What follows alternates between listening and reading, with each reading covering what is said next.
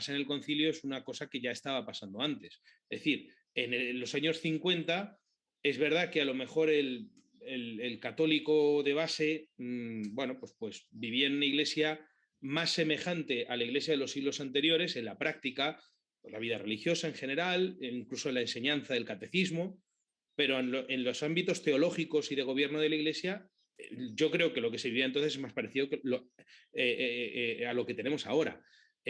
Lo único que evidentemente, claro, las locuras que han venido ahora es como si uno compara, qué sé yo, pues lo que decía la escuela de Frankfurt en los años 60 en Francia o en Frankfurt y lo que hoy están diciendo pues, los líderes del movimiento queer, digamos, las ideas de base, los mecanismos sociales son los mismos, aunque luego la concreción concreta ha ido cambiando, pero muchas de las locuras que estaban ya estaban, que están ahora ya estaban entonces.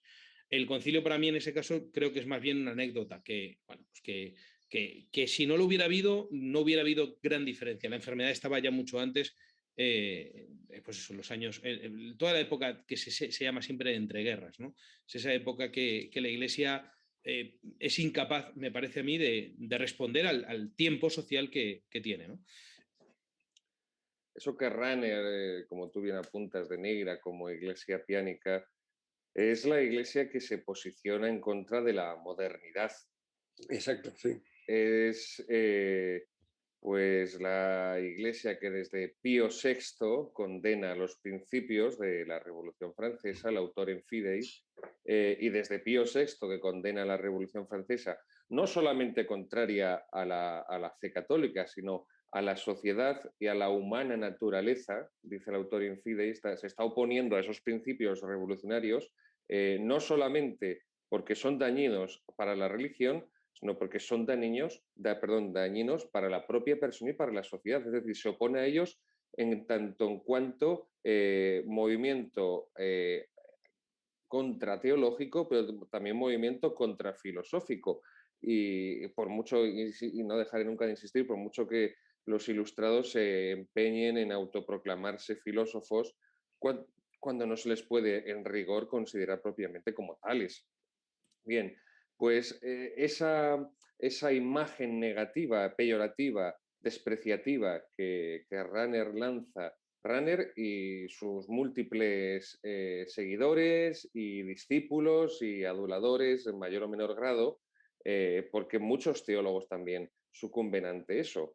Hay que reconocerle a Runner una gran potencia intelectual, de eso no cabe la menor duda, y muchos teólogos de ese periodo, especialmente germanos, pero también de otras nacionalidades, comprenden que sosteniendo posiciones teológicas contrarias a las de Runner, entiéndaseme, entre muchas comillas, no van a llegar a ningún sitio, no van a ser nadie en la Iglesia, porque son esas tesis precisamente runnerianas las que se están imponiendo y que el propio concilio servirá como un conductor y un vinculante de todas esas ideas. Y muchos se comienzan a poner sobre ese paraguas de la teología runneriana porque ven que es la que realmente está siendo promocionada por muchos elementos de la jerarquía. Pero también tenemos que tener muy presente, tú lo has dicho al comienzo, Joséchu, los aledaños, ¿no? Lo que sucede en la Iglesia y en sus aledaños. Y en este periodo de entreguerras hay un personaje, un teólogo luterano, germano, Dietrich Bonhoeffer, que es fusilado, si no recuerdo mal, no sé, o le colgaron, creo, en 1945 en el campo de concentración. Y las tesis de Bonhoeffer tuvieron un impacto muy grande en ese periodo de entreguerras en muchos teólogos y en muchos miembros de la jerarquía católica centroeuropea. Y Bonhoeffer viene a sostener que se ha demostrado históricamente que la idea que la Iglesia Católica siempre defendió de que el hombre es un ser religioso por naturaleza, homo religiosus, precisamente lo que había constatado la historia después pues de la Segunda Guerra Mundial o después de lo que muchos autores han denominado la Guerra Civil Europea, con esos 20 años de distancia entre la Primera y la Segunda Guerra Mundial, lo que había venido a demostrar esas dos guerras mundiales y toda la destrucción, la crueldad y masacres y sufrimiento que produjeron, es que lo que teníamos ante nosotros no es un hombre religioso, sino que es un hombre sin religión, sin religión, sin religión. Luego, ¿cómo ganarse el respeto de ese hombre sin religión del siglo XX, de ese hombre descreído, de ese hombre que ya no cree en nadie? Porque los mitos sustitutorios de la religión en la modernidad, las religiones secularizadas, que son las ideologías, pues se hundieron en 1945 y la única ideología que emerge triunfante después de la Segunda Guerra Mundial es el marxismo. Las demás han fracasado todas. Y si el auge de los totalitarismos en el periodo de entreguerras se debe a la crisis que vive profunda la democracia liberal, pues la Segunda Guerra Mundial supone ese hundimiento de esas ideologías políticas, insisto, a modo de religiones secularizadas, sustitutorias. Luego, esa tesis de Bonhoeffer es que los cristianos, para poder ganar a ese hombre sin religión, que se ha configurado ya claramente en esta segunda mitad del siglo XX, su misión es que permanecer silenciosos, es decir, que la Iglesia debe limitarse al servicio, debe limitarse al servicio. O sea, cuando escuchamos tantas veces al Papa actual atacar el proselitismo, que es lo que la Iglesia Católica siempre dominó como apostolado, como celo evangelizador, como espíritu misionero, que tampoco es casual que lo que es toda la labor misional después del Vaticano II se hunda por completo, y testigo privilegiado de ello fue Monseñor Lefebvre. Él estuvo 40 años de misionero en África y precisamente esos 40 años de misionero en África, 20 como sacerdote, 20 como obispo, pues prácticamente había estado desconectado del escenario europeo. Y cuando vuelve después, porque se convoca al Vaticano II y encuentra lo que se encuentra en tantos obispos, cardenales, teólogos y incluso en el mismo Papa Juan XXIII y después Pablo VI, pues él queda aterrorizado. Y esto pienso, que en cierto modo viene a echar abajo parte de lo que ha sostenido el Padre Francisco. Yo concuerdo plenamente con el Padre Francisco, como cualquier movimiento de ideas, la Nouvelle Théologie, la nueva teología, es muy amplio y que incluso puede haber ciertos elementos, la Nouvelle Théologie, que sean válidos, que puedan ser salvables, con los que se pueda dialogar y que puedan, en cierto modo, constituir un enriquecimiento, pero lo que no... Que hay una serie de constantes que hoy estamos viviendo que ya se arrastraban anteriores en el concilio. Pienso que es así. Por ejemplo, la cuestión de la papolatría, del culto al líder, de la sustitución de la verdad por la autoridad. Creo que eso es cierto. Pero no coincido con él en que si no hubiera habido concilio, hubiera sobrevenido la misma catástrofe que está pues, asolando hoy en día la Iglesia Católica y todo lo que conlleva la Iglesia Católica en todos los sentidos. Y pienso que eso se refuta por esta cuestión misionera. Y el Padre Francisco, que ha sido misionero durante 6 años en el Perú, yo pongo seriamente en duda de que toda la acción misional de la Iglesia se hubiera venido abajo sola simplemente por el hecho de que no hubiera habido Vaticano II. Es decir, una serie de tesis que se siembran a raíz del concilio, en el concilio también, pues realmente dinamitan la acción misionera de la Iglesia. Luego creo que ahí Bonhoeffer, como la Iglesia está especialmente sensible en esta época de entreguerras a cualquier consideración que venga del mundo protestante también, pues esta visión de Bonhoeffer influyó mucho. Así que la Iglesia debe limitarse al servicio silencioso. Ya no tiene que proclamar la fe, no tiene que evangelizar. La Iglesia tampoco puede decir nada respecto a Dios, porque es incognoscible. Que esto vendrá también a ser lo que diga Rahner, que también lo saca de Heidegger, pues de que en el fondo esa filosofía del lenguaje, no podemos utilizar una serie de conceptos que respondan a la realidad de Dios y que el ser de Dios, que esa es otra cuestión, lo que entendemos por ser, evidentemente, por la filosofía del ser, que no es un concepto unívoco en la mente de Randall, influenciado por Kant, influenciado por Hegel, influenciado por Heidegger. Bien, pues esta tesis viene a la Iglesia y se empieza a crecer y aumentar en ella. Los sacramentos, la oración pública, la liturgia deben ser abandonados, todo eso es secundario. Lo importante es el testimonio de la caridad, como decías tú al principio, José Chu, la solidaridad.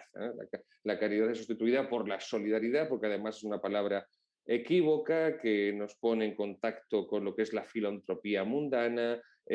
Intentamos ahí enlazar con todo el sistema de pensamiento de la época, diluir las peculiaridades del catolicismo.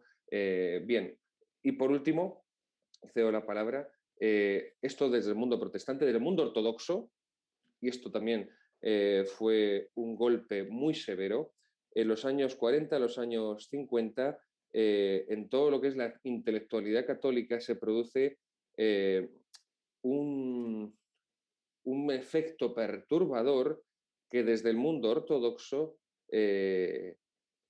la obra de Dostoyevsky, la obra más importante de Dostoyevsky, Los hermanos Karamazov, dentro, él hace un relato dentro del relato, que es el famoso relato del Gran Inquisidor, y aquí esa intelectualidad católica de entreguerras, con este relato del Gran Inquisidor de Dostoyevsky, digamos que como ya viene de tiempo calando la leyenda negra contra España, no solamente en Occidente, sino también en la propia España, pero en todo Occidente, claro, la intelectualidad católica de entreguerras empieza a tener un pánico cerval respecto al ejercicio de la autoridad, que es uno de los elementos, y aquí creo que sí coincide conmigo el padre Francisco claramente, que es uno de los elementos nucleares de esta segunda mitad del siglo XX, el abandono del ejercicio de la autoridad en la Iglesia. Y tanto por el mundo protestante, Bonhoeffer con sus tesis, como por el mundo ortodoxo, ahí recibe dos serios golpes que la intelectualidad católica de algún modo va también a reflejar en el concilio. Bien, venga, Francisco. ¿Voy yo? Sí, sí, adelante, adelante. Bueno, a ver, claro, si nos ponemos el concilio, porque claro, ya se pasa, digamos, de la primera mitad del siglo XX, pero como cristalización de lo que está pasando, o bueno, la influencia mayor o menor que tenga. Yo precisamente la tesis que yo defiendo es que el concilio es, ya lo he dicho antes, prácticamente irrelevante en esto. Por ejemplo, tema de las misiones que aparece. El concilio, la doctrina que da sobre las misiones en general, incluso es verdad que sí, hombre, es que en Lumen Gentium aparece la idea de que si la Iglesia Católica subsiste en o es la Iglesia de Cristo y no sé qué. Bien, todo eso está muy bien, pero se ha explicado ya hasta la saciedad cómo realmente no hay una diferencia. Quiero decir, la interpretación auténtica dada por el mismo concilio, por la misma Santa Sede, es que no hay diferencia con lo que se dice antes. Todas las proclamaciones sobre las misiones del Vaticano II son exactamente las mismas que venían haciendo los papas anteriores.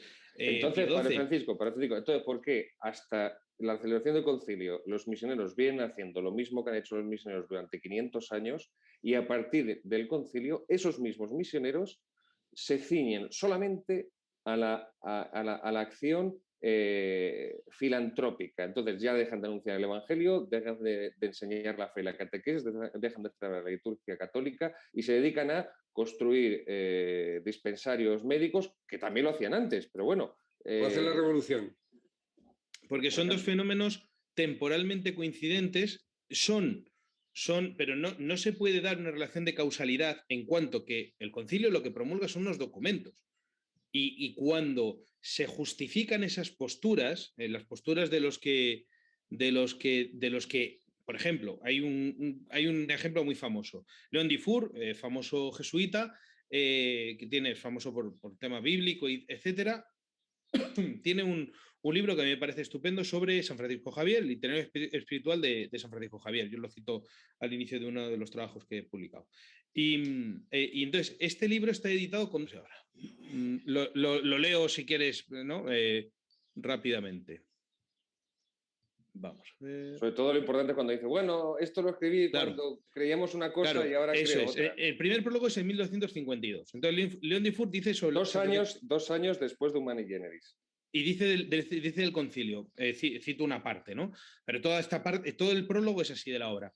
La epopeya de San Francisco Javier continúa siendo, después de la de San Pablo, el prototipo de la vida del misionero, aun del más humilde. Ha perdido, sí, su aspecto maravilloso. No queda ya mucho campo que desbrozar, pero aún así conserva su rasgo característico, el deseo apasionado de llevar la luz de Cristo a quienes no han recibido aún la buena noticia. Esta epopeya logra incluso ponerse de manifiesto en el combate interior librado por Javier, el verdadero sentido y la naturaleza del apostolado en misión. Las barreras que separan las civilizaciones ceden solamente ante los hombres espirituales en los que la gracia triunfa sobre el pecado. Esto es 1952. El segundo prólogo es de 1996. Estamos hablando ya más de 40 años después. Y dice lo siguiente León Dufour. Dice, el primer obstáculo para... al menos en la edición española están los 2 prólogos, lo cual se agradece mucho. Pone, el primer obstáculo para un lector actual es la motivación que ha llevado a Javier a arrostrar enormes dificultades, pruebas innumerables y hasta la misma muerte. Sin duda, ardía en el deseo de llevar a lo lejos la luz y la paz de Cristo, pero lo expresaba como el deseo de convertir a las almas perdidas en las tinieblas de la idolatría. A sus ojos, los adoradores de ídolos estaban abocados al infierno. De ahí su prisa por enseñar las fórmulas de fe y las oraciones. De ahí su frenesí por bautizar sin descanso. Su ideal parece confundirse con el de una cristiandad según el modelo europeo. De ahí su error manifiesto acerca de las diversas religiones. Sakyamuni y Amida no son más que puras invenciones del demonio. Léase el error respecto a otras religiones porque pensaba que eran falsas.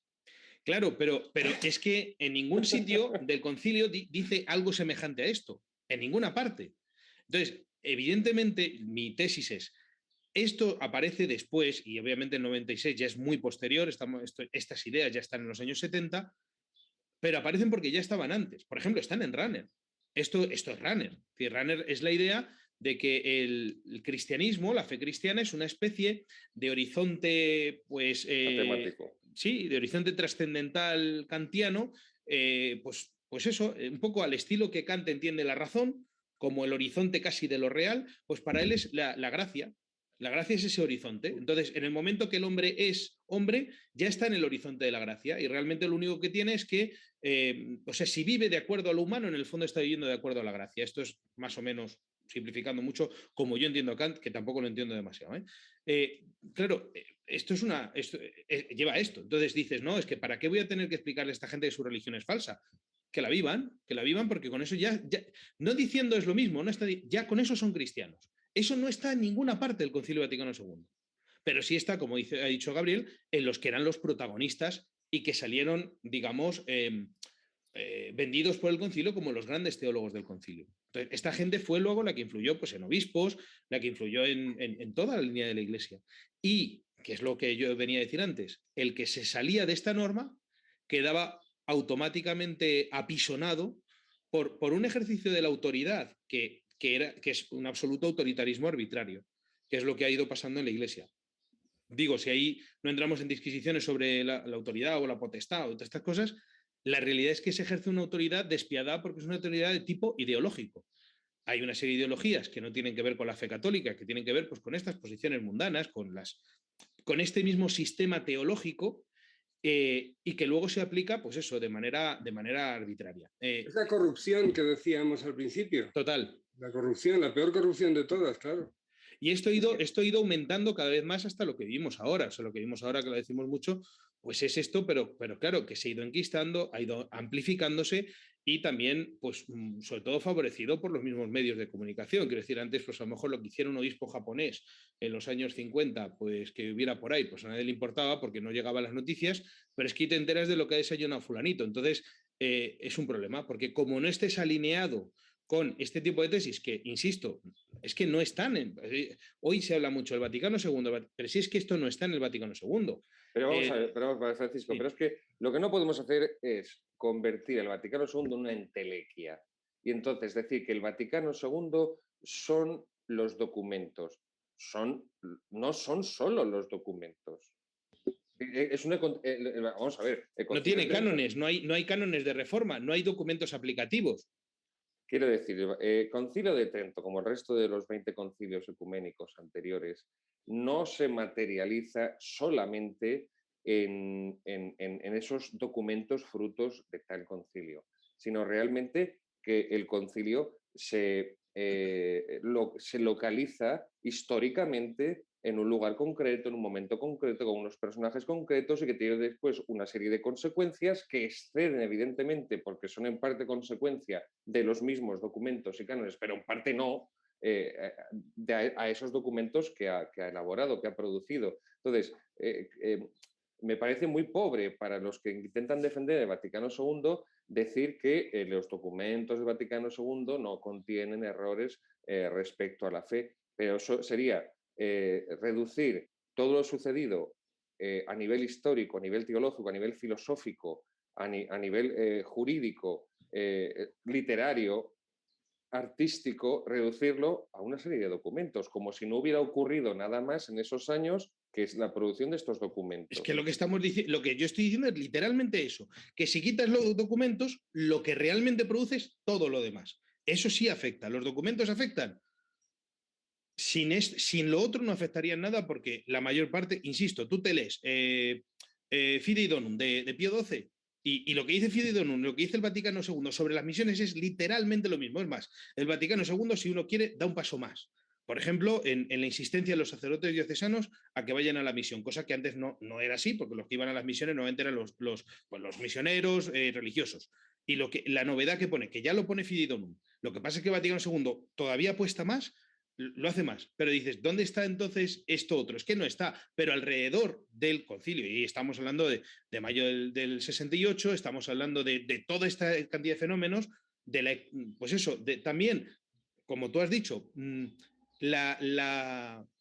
digamos ya el no hacer nada por aclarar este tipo de errores doctrinales, como si lo había hecho Humani Generis, creo que equivocadamente en mi opinión, porque yo creo que erró el tiro, es decir, fue y se cargó, por ejemplo, en este caso, a Derivac, que a mí me pareció inofensivo, y dejó sin problemas y por lo tanto totalmente autorizados a otros mucho más peligrosos, y entonces esto ya directamente, pues ya hicieron lo que les dio la gana, y desde entonces hubo una libertad para que no era verdadera libertad, porque lo que pasa es que era lo que estaban, digamos, asociados a la ideología. A ver, era libertad en el sentido que lo entenderían pues eso, Foucault y Marcuse y toda esta gente. Es decir, es un sistema político en el que se aboga por la tolerancia y la libertad para defender cualquier idea progresista y contraria a la fe cristiana, pero cualquier idea que se catalogue como conservadora, integrista, es automáticamente machacada por la autoridad, pero sin piedad.